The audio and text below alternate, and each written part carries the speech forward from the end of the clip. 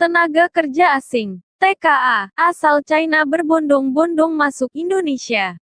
Mereka disebut akan menjadi tenaga kerja di beberapa proyek strategis nasional, PSN, yang ada di Indonesia. Hal ini pun menjadi heboh di masyarakat. Banyak pihak yang merasa pemerintah terlalu memanjakan tenaga kerja asing. Juru bicara Menko Marves Luhut Binsar Panjaitan, Jody Mahardi mengatakan hal itu harusnya tidak perlu dipermasalahkan. Menurutnya warga negara China bekerja di beberapa PSN karena memang investornya dari China. Dia meminta jangan terlalu mempermasalahkan masuknya investasi asing karena motif politik, bila hal itu dilakukan investor bisa hengkang. Menurutnya warga negara China bekerja di beberapa PSN karena memang investornya dari China. Dia meminta jangan terlalu mempermasalahkan masuknya investasi asing karena motif politik, bila hal itu dilakukan investor bisa hengkang. Kalau kita suka mempermasalahkan investasi asing karena motif politik, jangan menyesal kalau nanti para investor hengkang, ungkap Jody kepada Detikcom, Sabtu, tanggal 8 Mei tahun 2021.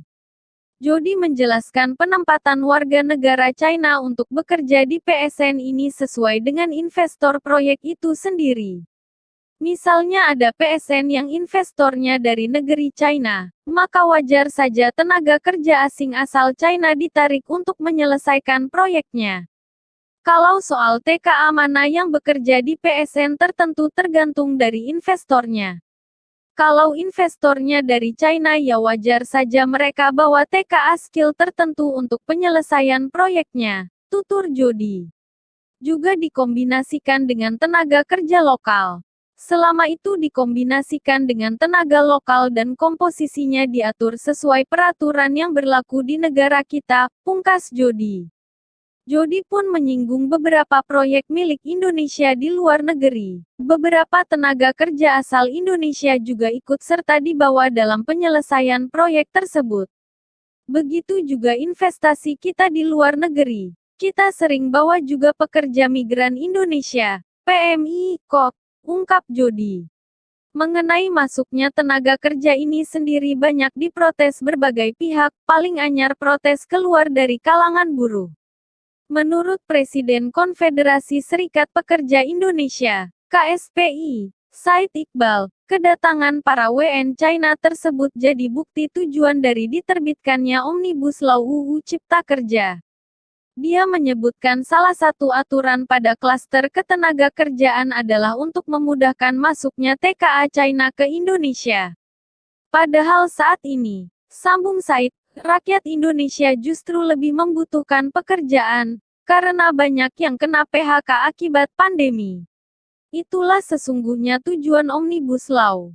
Tadinya TKA yang masuk ke Indonesia harus mendapatkan izin tertulis dari Menteri Tenaga Kerja. Sehingga TKA tidak mungkin bisa masuk ke Indonesia kalau belum mendapat surat izin tertulis, ujar Said Iqbal dalam keterangannya, Selasa, tanggal 11 Mei tahun 2021. Fakta hari ini menjelaskan, berdasarkan Omnibus Law TKA yang masuk ke Indonesia tidak perlu menunggu memegang surat izin tertulis dari Menteri Tenaga Kerja. Tetapi cukup si perusahaan pengguna TKA melaporkan rencana kedatangan TKA tersebut, RPTKA, sambungnya. Dia juga menyayangkan ketidaktegasan pemerintah yang malah membiarkan WN China tadi masuk di tengah larangan mudik. Hal ini malah memunculkan rasa keadilan dan kebangsaan bagi kaum buruh dengan maraknya TKA China dan India bisa masuk ke Indonesia bak melenggang kangkung, bahkan dengan mencarter pesawat. Ibaratnya buruh dikasih jalan tanah yang becek, tetapi TKA diberi karpet merah dengan penyambutan yang gegap gempita atas nama industri strategis, kata Said Iqbal.